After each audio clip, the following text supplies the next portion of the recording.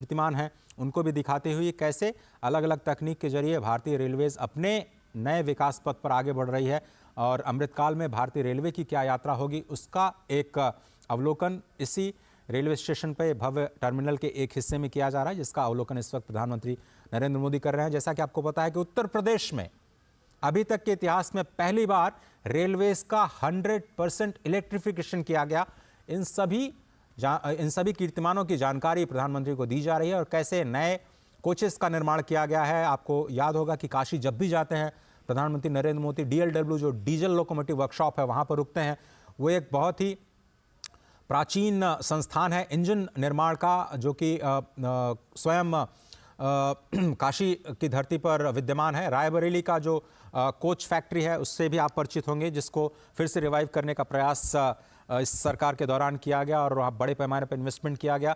Railways का electrification 100% electrification किया जा चुका है। चौड़ीकरण का काम भी उत्तर प्रदेश में जो ब्रॉड गेज बनाने का काम है, ब्रॉड गेज के कंप्लीट इलेक्ट्रिफिकेशन का कार्य किया जा चुका है और रेलवे स्टेशन का जो मॉडल है वो देख रहे हैं, क्योंकि पहला चरण जो है वो आज लोकार्पण किया गया।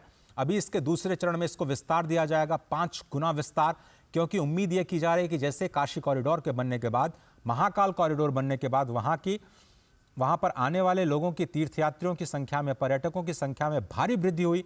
13 करोड़ का आंकड़ा अभी हाल ही में काशी के कॉरिडोर के बनने के बाद आया है। अयोध्या में भी उसी तर्ज पर देश विदेश से पर्यटकों के आने का सिलसिला लगातार बढ़ेगा। उसको संभालने के लिए इस क्षमता का विस्तार किया जाना है। तो दूसरे चरण में इसकी जो क्षमता है रेलवे स्टेशन की, उसको 5 गुना विस्तार देने की जो तैयारी है, उसमें नई रेलवे लाइंस का निर्माण और नई ट्रेन्स के परिचालन की जो व्यवस्था है वो भी की जाएगी। 8 ट्रेन्स का आज लोकार्पण भी किया जाएगा हरी झंडी के जरिए। वंदे भारत और अमृत ट्रेन्स का एक साथ जुड़ाव, देश के अलग अलग कोने से अयोध्या को जोड़ने की जो आज परिकल्पना है वो आज जमीन पर आते हुए इस प्रथम चरण में आपको दिखाई देगी। और इस वक्त जो स्थानीय सांसद हैं, उप मुख्यमंत्री, मुख्यमंत्री और रेलवे मंत्री श्री अश्विनी वैष्णव के साथ इस रेल परियोजना के उस मॉडल का अवलोकन करते हुए और अश्विनी वैष्णव जी समझाते हुए कि किस तरह से इसका निर्माण किया गया है और कैसे अत्याधुनिक तकनीक का इस्तेमाल करते हुए इस नए टर्मिनल को बिल्कुल ग्रीन टर्मिनल के तौर पर विकसित किया गया है। कई सारे फेजेस में इसको, और स्पेस का यूटिलाइजेशन बहुत ही ज़बरदस्त, क्योंकि जगह बहुत कम थी वहाँ पर। चौड़ीकरण किया जाना था, 3 लेन को अगर 6 लेन किया जाना है तो पहले तो आपको पटरी बिछाने के लिए ही आपको विस्तार करना पड़ेगा और उसके बाद जो टर्मिनल के लिए या स्टेशन के लिए जगह बचती है उसमें आप कैसे मल्टी स्टोरीड बिल्डिंग का निर्माण करते हैं, प्रतीक्षालय के लिए, फूड प्लाजा के लिए, लोगों के ठहरने के लिए, दुकानों के लिए, और कैसे एक रीडेवलपमेंट करते हैं आदर्श स्टेशन के रूप में अयोध्या धाम को।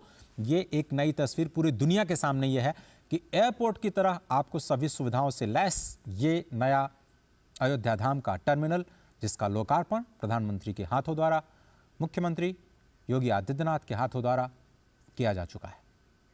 अश्विनी मिश्र हमारे साथ जुड़ रहे हैं। अश्विनी, ये जो नया रेलवे स्टेशन बना है उसके बाद क्या कुछ तस्वीर बदलेगी और कैसे 1 से 1.5 लाख लोगों को संभाल पाएगी अयोध्या?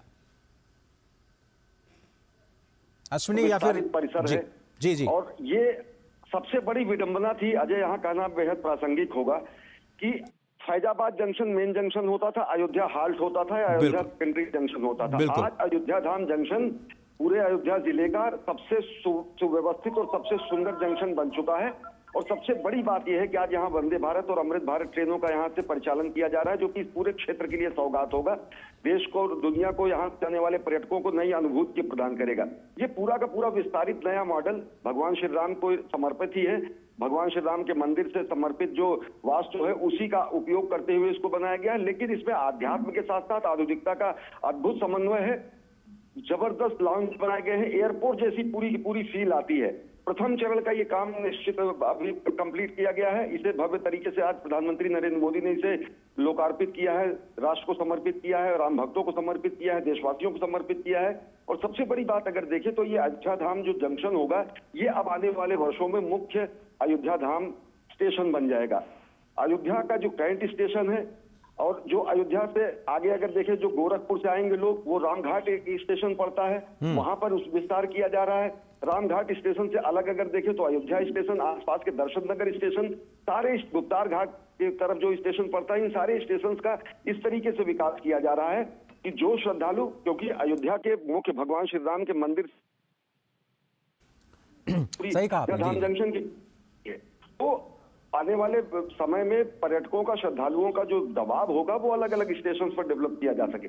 अत्याधुनिक सुविधा, शानदार एयरपोर्ट जैसी फील देने वाला ये अयोध्या धाम का स्टेशन है। इसमें क्रेश है, इसमें फर्स्ट एड की सुविधाएं की गई हैं, लाउंज इसका बहुत बड़ा है, इसमें एस्केलेटर लगाए गए हैं, और सबसे बड़ी बात जो एक संवेदनशील अप्रोच दिखती है, सुगम भारत का दिखता है। सब जगह रैंप बनाए गए हैं। वर्तमान सरकार के कार्यकाल के अगर पहले देखें तो हमको, आपको अपने माता पिता, बुजुर्गों को या फिर वृद्धों को, रोगियों को स्टेशन पर ले जाना एक बहुत बड़ी मशक्कत होती थी। लेकिन सुगम भारत अभियान के साथ साथ एक संवेदनशील अप्रोच को देखते हुए समस्त दिव्यांगों के लिए, समस्त बुजुर्गों के लिए, रुग्ण रोगियों के लिए ऐसी व्यवस्था की गई है कि उन्हें तात्काल प्राथमिक सुविधा से लेकर हर तरीके की सुविधा अगर वो कहीं यात्रा में है तो वो हासिल की जा सके। देश भर के रेलवे स्टेशनों में ये दिखता है। और अयोध्या धाम निश्चित तौर से एक आधुनिक और आध्यात्मिक परिक्रमा का ही विस्तार है।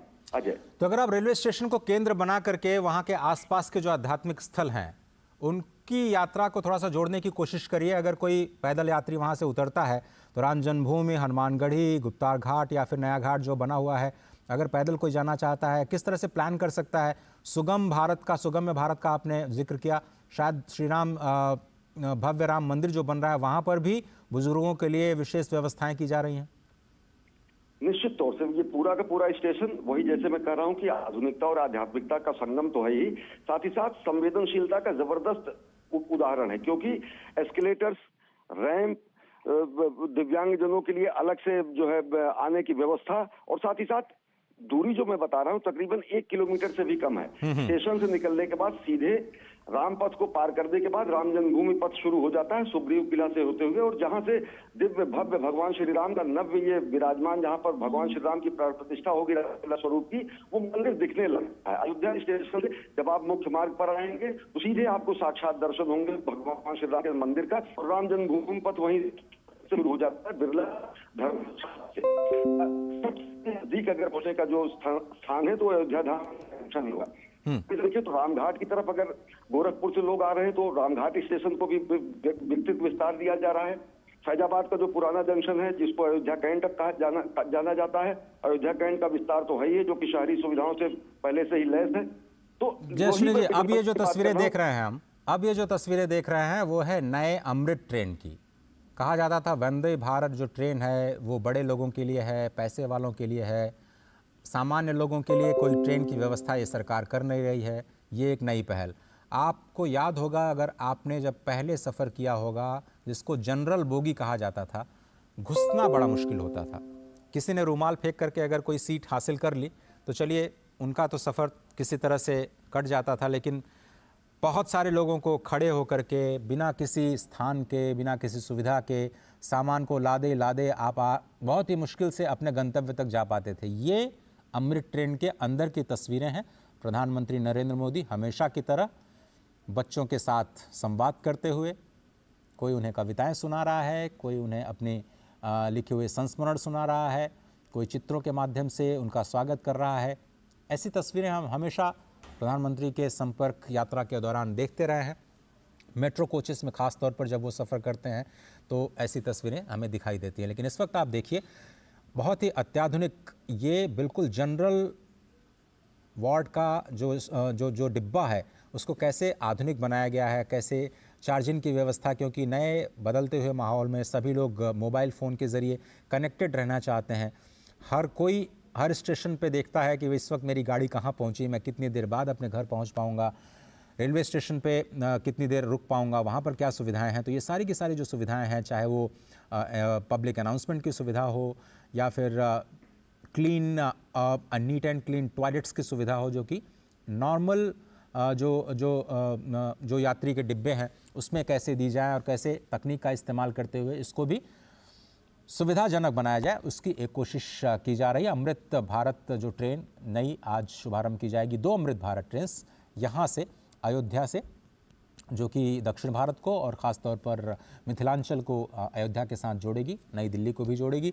तो उसके साथ साथ जो 6 वंदे भारत ट्रेन्स हैं उसका भी आज शुभारंभ किया जाएगा, जिनका हॉल्ट अयोध्या धाम को बनाया गया है, स्पष्ट तौर पर इसी बात को ध्यान में रखते हुए कि जब रामलला विराजमान होंगे तो लाखों की संख्या में जो पर्यटक आएंगे उनको समायोजित करने के लिए बहुत सारे साधनों की ज़रूरत होगी। कुछ लोग ट्रेन से, कुछ लोग सड़क परिवहन से, कुछ लोग वायुयान के ज़रिए, कुछ लोग अपनी गाड़ी से, कुछ लोग बसों के ज़रिए, बहुत सारे यात्राओं के ज़रिए, बहुत सारे यात्रा के जो साधन हैं उनका इस्तेमाल करते हुए अयोध्या तक पहुंचना चाहेंगे। साथ ही साथ वाटरवेज़ का भी निर्माण किया जा रहा है, वहां पर भी जो सुविधाएं हैं, बताया जा रहा है कि वाटर मेट्रो की भी शुरुआत अयोध्या में होने वाली है। तो ये एक इंटीग्रेटेड अप्रोच है पूरे ट्रांसपोर्ट सिस्टम का, और विरासत के साथ कैसे विकास को आप जोड़ते हैं उसकी एक बानगी, उसकी एक झलक आपको दिखाई देगी। राजेश राज, क्या आप मेरे साथ हैं? या अश्विनी जी? जी अजय जी। जी, तो मैं आपसे ये समझना चाह रहा था कि ये जो नई पहल की जा रही है अमृत ट्रेन के जरिए, जो आज अमृत भारत ट्रेन, और जैसा कि हम बार बार ये कह रहे हैं कि अमृत काल में भारत प्रवेश कर रहा है, ये जो नई शुरुआत है, इस वक्त आप देख रहे हैं हरी झंडी दिखा करके अमृत ट्रेन को रवाना करने की तैयारी हो जा चुकी है। ये बिल्कुल लाइव विजुअल्स, अमृत ट्रेन अब रवाना अयोध्या धाम रेलवे स्टेशन से। हाँ,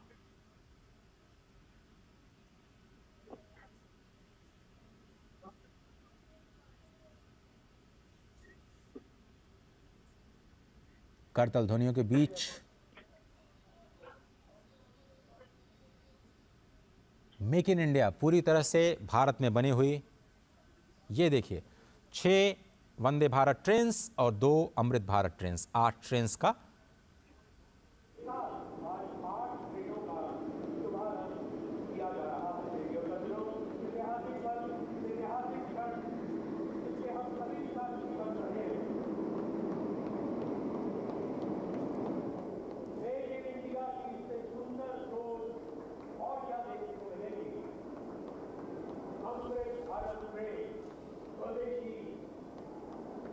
अपने भारत की ट्रेन अमृत काल के अंदर चलाई जा रही अमृत भारत ट्रेन।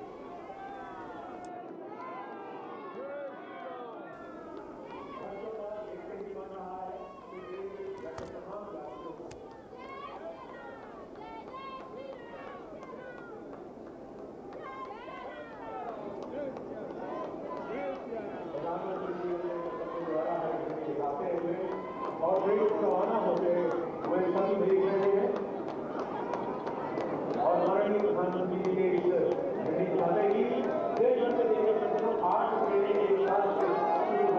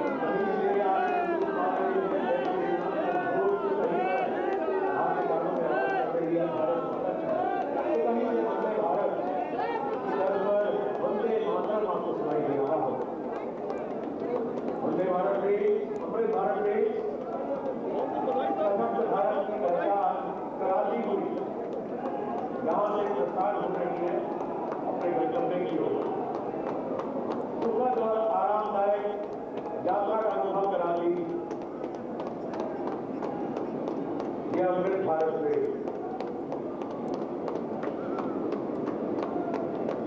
भारत के इतिहास में एक स्वर्णिम अध्याय लिखी हुई ये अमृत भारत ट्रेन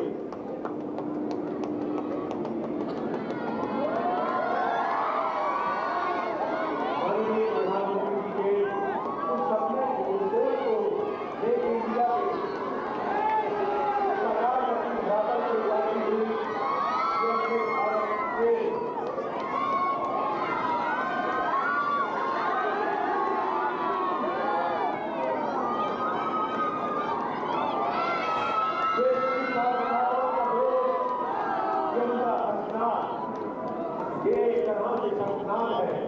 विकसित भारत की नई पहचान के लिए कि अब भारत को विश्व गुरु बनने से कोई नहीं रोक सकता। ये विश्वास था कि अमृत भारत के स्वदेशी निर्मित भारत निर्मित अमृत भारत के प्रधानमंत्री जी सभी का अभिवादन स्वीकार करते हुए, उनकी हौसला अफजाई करते हुए आज यहाँ उनका अभिवादन करते हुए ये है हमारे भारत का शीर्ष नेतृत्व, जो हर एक सपनों को साकार करने के लिए दिन रात प्रयासरत है।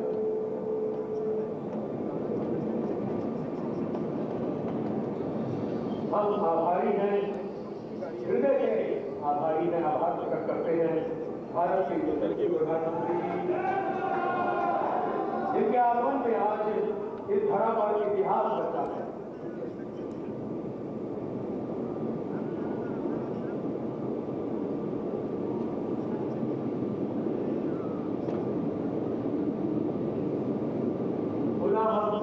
माननीय प्रधानमंत्री जी का आभार प्रकट करते हैं तथा हमारे में सभी आप धन्यवाद।